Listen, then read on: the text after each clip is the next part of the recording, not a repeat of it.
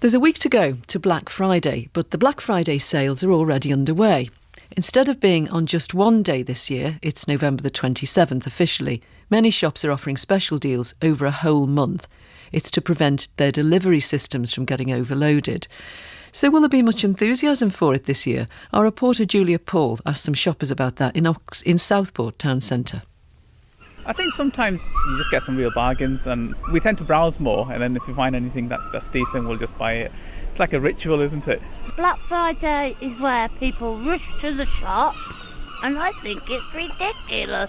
You're not going to do it this year then? I've never done it. Do you normally take part in Black Friday? Sometimes I do, yeah.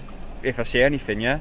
If you've got plenty of money and you're doing a lot of shopping, yeah, it's good. It's just that we don't have a lot. We're keeping everything to the minimum this year. I don't do very much shopping online. I'd rather go to local shops. I'm not very good on a computer. I don't think I'll be doing it this year. Why not? I think that everything else has been going on. I just don't really want to bother with it. I think I might have a look on Amazon around that time, but I'm not really particularly bothered about going around the shop. I don't think there's pressure on people to buy more to try and help businesses, really, but I do think just generally our culture is there's more pressure every year to buy more and more, isn't there, really?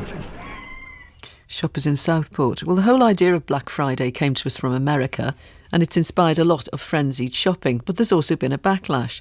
Buy Nothing Day began in Canada. It's now spread to 65 other countries, including the UK.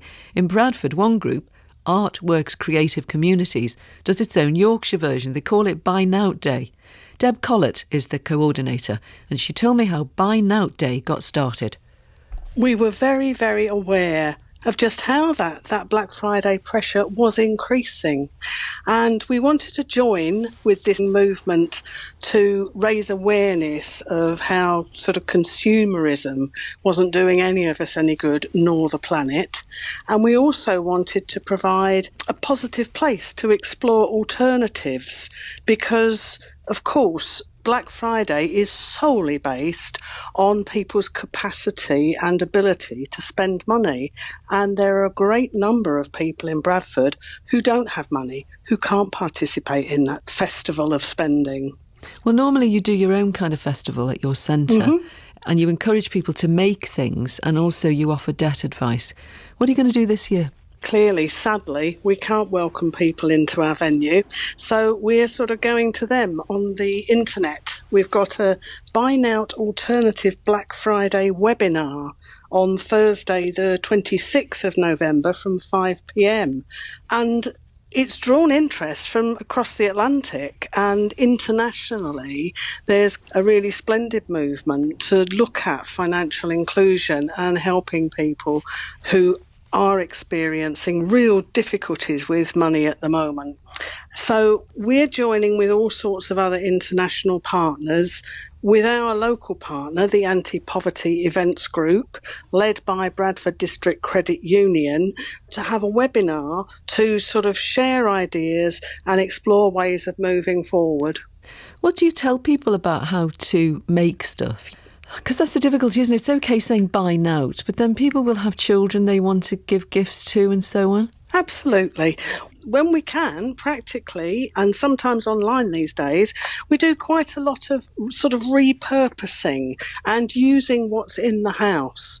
We don't pretend it's a sort of complete substitute, but it's a way of taking the pressure off. Give us an example. We've been producing booklets every month that have been distributed with food parcels throughout the Bradford district that are made in ways that people can directly use them as resources to make all sorts of things.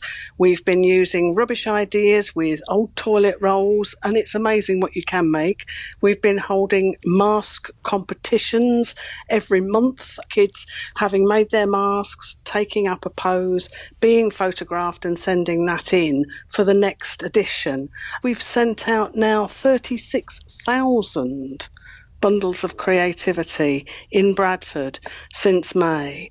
It allows us to reach a group of people who not only are enduring levels of poverty, they're also excluded from the digital conversation, if you like. And those children have been particularly badly treated because they can't access any of the school resources when the schools were off. So we've sort of gone really, really old school, if you like, sending out stuff in hard copy with packs of pencils. We don't assume people have the sorts of things in their homes, for Blue Peter activities. So it's a question of perhaps suggesting to a parent or a family that if maybe they can't buy the latest PlayStation or whatever this year, they can give time. You can give your children time. Is that it? Yes.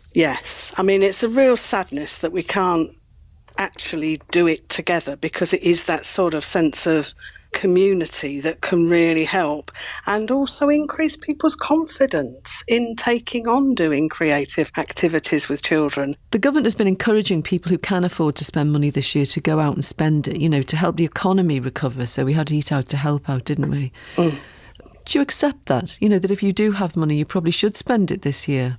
I don't buy the whole Black Friday. I think it's a charade. I look at what comes in my inbox, what's in the newspapers I read, and they're vast, vast adverts for big global companies.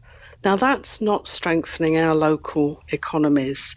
So I would, every time, really, really encourage people, if they're going to shop local.